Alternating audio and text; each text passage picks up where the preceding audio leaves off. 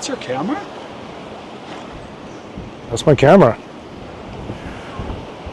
We're trying to figure out how it got so dusty inside the truck. I got all my gear dirty. Oh no. Jesus. Are we going to wash it in the lake? Is that what we're going to do? I guess so. We have no choice. We have no choice. Hello folks, welcome back to the channel. This is Henry. I don't know if it's really windy. I'm hoping the dead cat here kind of gets rid of some of the wind noise. If it doesn't, too bad. Alrighty, so I am at Chehalis Lake, the north end. Man, look at this beautiful spot.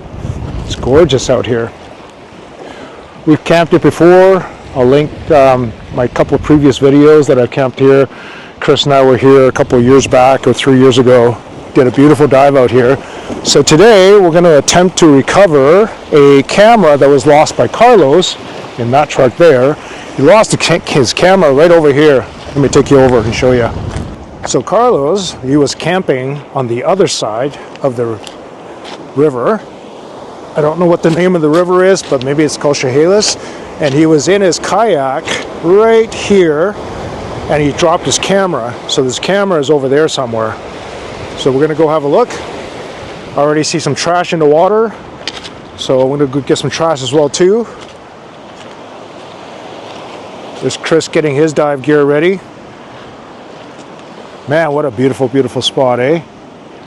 If you've never been to British Columbia, this is the kind of recreating that we're used to.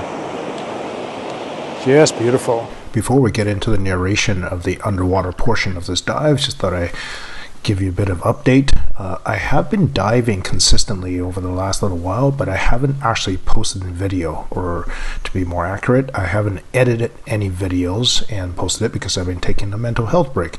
I've been pretty busy with life at home and working at BC Liquor Store.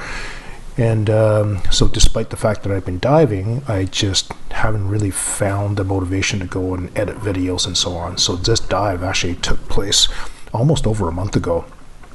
But anyway, I'm back at it now, so hopefully I'll be pretty consistent going forward here. But, you know, sometimes it's nice to take a mental health break.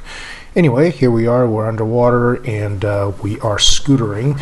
And because I'm trying to cover a massive distance, as well as I knew that I was going to be scootering in some heavy water flow, I thought I obviously use a scooter to take advantage of the torque that the scooter can offer. So you can see, if you look carefully, you can see the bubbles and river debris that's actually going against me here. In a second here, I think you'll see me twist my right hand, which is basically my throttle. I'm putting it into a different gear. Here we go, I'm putting it into second gear. I basically have 3 gears with the scooter.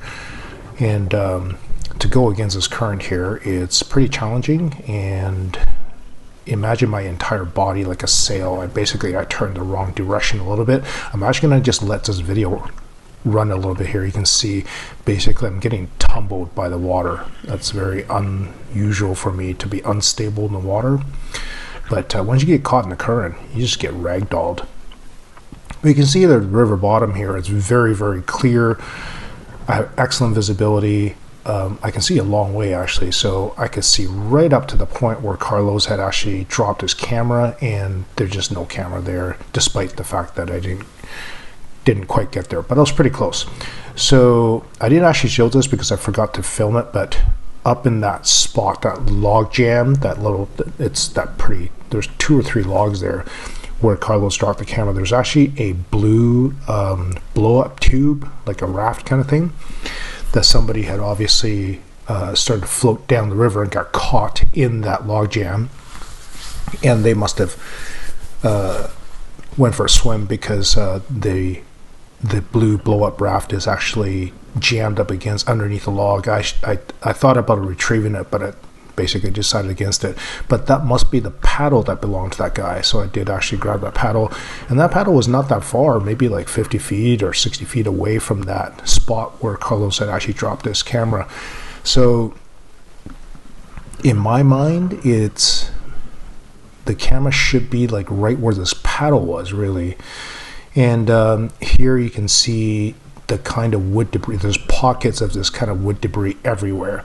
Now, there is a possibility that the camera is actually buried underneath these things. You can see here I actually spotted that beer can, and I'm having retrieved trash for over 10 years now. I'm pretty good at spotting things in lake bottoms, and if I was able to spot the beer can, I'm pretty confident, like 100% confident, that I could have spotted the artificial shape of a camera. So despite the fact you see all this wood debris here, it was I was pretty confident that that the camera is not in that spot. Here you can see the lake debris, or the lake bottom, looks a little bit different because I'm much deeper. My max depth was around 95 feet. I did run into Chris at some point, handed him some of the trash that I collected because I didn't bother deploying my bag, and my overall dive time was just slightly under an hour. 2.5 pounds of trash. Couldn't find the camera that we came to look for. Let me just lay out the trash that we found and show you guys. All right, here we go. Just got the paddle, one pair of I guess riding gloves, and then just a few beer cans, and that's it. That's between Chris and I. Well, it's really unfortunate I came to look for Carlos's camera there, but the current stopped around like maybe 50 feet in the water. There was no more water movement. I got down to 95 and Chris got down to 110, and we didn't see anything.